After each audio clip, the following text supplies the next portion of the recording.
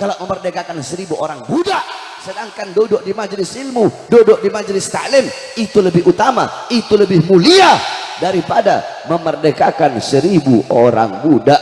Nah, saudara-saudara, majelis-majelis taklim seperti ini, di majelis-majelis ilmu kita bisa mengenal Allah, mengenal Rasulullah, mengenal mana baik, mengenal mana buruk, bisa mendekatkan kita kepada Allah, bisa mempererat hubungan kita dengan Allah, mempererat hubungan kita dengan Rasulullah Sallallahu Alaihi Wasallam. Maka selalulah kalian melangkah ke majelis-majelis taklim, ke majelis-majelis ilmu, ke majelis-majelis zikir.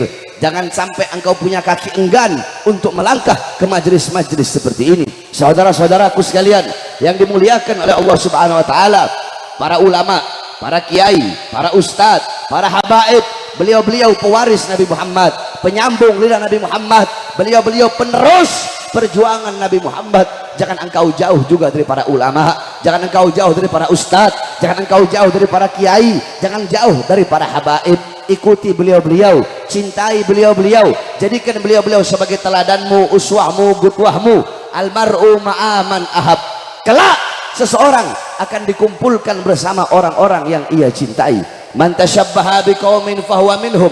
Barang siapa yang menyerupai suatu kaum, mengikuti suatu kaum, maka dia termasuk dengan kaum tersebut. Qala al-Imam Malik al-gaum yalhaq bil jamaah. Pecinta suatu kaum kelak di akhirat akan dikumpulkan bersama dengan kaum yang ia cintai. Al-Imam Ghazali gal mahbubal mahbub mahbub wa muhibbal mahbub mahbub. Orang-orang yang dicintai oleh orang-orang yang dicintai oleh Allah, orang itu pun akan dicintai oleh Allah. Dan mencintai orang-orang yang dicintai oleh Allah, orang itu pun akan dicintai oleh Allah Subhanahu wa taala. Jangan jauh dari para ulama, dari para ustadz, dari para kiai, dari para habaib. Muliakan beliau-beliau, cintai beliau-beliau, muliakan para ulama, muliakan orang-orang saleh. Akrimul ulama fa innahum indallahil kurama.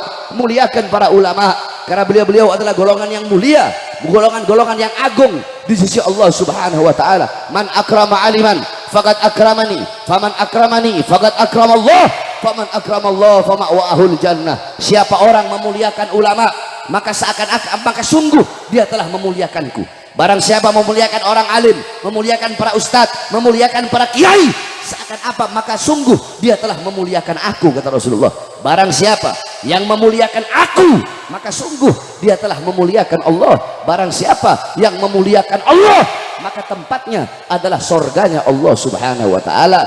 Jangan sampai putus hubungan kita dengan para ulama. Rasulullah sudah mengatakan, apa kata Rasulullah?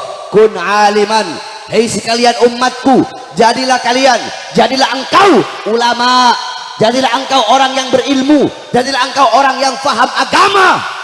Habib, saya nggak bisa jadi ulama, nggak bisa jadi ulama. Kun muta'alliman, jadilah pencari ilmu, jadi penuntut ilmu, jadi santri. Kalau nggak bisa jadi ulama, jadi santri. Habib, saya nggak bisa jadi santri, udah tua. Habib, saya nggak bisa jadi santri, otak saya bebel, ilmu nggak masuk. Oh, nggak bisa jadi santri. Kun mustaq, jadilah pendengar ilmu. Sebagaimana ibu-ibu, bapak-bapak, para pemuda-pemudi duduk pada malam hari ini untuk mendengarkan ilmu dari para ustadz, dari para kiai, dari para habaib. Ini adalah golongan-golongan yang ketiga. Jadi ulama nggak bisa, jadi santri nggak bisa, maka jadilah pendengar ilmu, pendengar nasihat, pendengar hikmah-hikmah para ulama, pendengar nasihat-nasihat para ulama. Pasang kuping baik-baik kalau duduk di majelis taklim, kalau duduk di majelis zikir, jaga mulut, jangan banyak ngomong. Kalau duduk di majelis ilmu, jangan ribut. Ini majelis taklim, ini majelis ilmu, bukan dangdut, bukan orkes. Ini majelis yang dimana hamba-hamba yang tampak, hamba-hamba yang terlihat bisa dihitung pakai jari, paling 1000 orang. Akan tetapi hamba-hamba yang tidak tampak, hamba-hamba yang tidak terlihat, tidak bisa dihitung. Siapa? Mereka para malaikat-malaikat Allah yang duduk di sini untuk duduk di majelis ilmu, untuk memohon ampun atas dosa-dosa orang-orang yang duduk di majelis ilmu. Ingat wasiat saya, kalau duduk di majelis taklim, kunci mulut, jangan berisik, jangan banyak ngomong, yang khusyuk. Sampai-sampai Syekh Abu Bakar bin Salim, ibu-ibu dengarkan, Apa kata Syekh Abu Bakar bin Salim? Siapa orang yang banyak berbicara, siapa orang yang ribut, siapa orang yang banyak ngomong ketika sedang duduk di majelis ilmu, banyak ngomong, banyak bicara, banyak ribut, dikhawatirkan dia mati dalam keadaan su'ul khatimah. Jaga kita punya lidah. Saudara-saudara, Rasulullah berwasiat kepada Mu'az bin Jabal. Apa wasiat Rasulullah? Rasulullah berwasiat, wahai Mu'az ibn Jabal, ittaqullah haitsuma kunta wa aina ma kunta. Wahai Mu'az bin Jabal, bertakwalah engkau kepada Allah dimanapun engkau berada, kapanpun, dalam keadaan apapun, bertakwalah kepada Allah. Wahai Mu'az, jaga kau punya salat, karena salat tiang agama. Wahai Mu'az, berpuasalah engkau, karena puasa dapat membuka pintu-pintu kebaikan. Wahai sedekahkan engkau punya harta, karena bersedekah bisa menghapus dosa sebagaimana bara yang sedang menyala kemudian disiram dengan air. Akan tetapi dari semua wasiatku tadi, wahai Mu'az, ada satu yang paling penting, jaga engkau punya lidah wahai Mu'az. Sebab orang masuk ke dalam neraka laisa bi aidihim, orang masuk neraka bukan karena tangannya, orang masuk neraka bukan karena kakinya, orang masuk neraka karena lidahnya. Banyak orang masuk neraka itu karena lidah.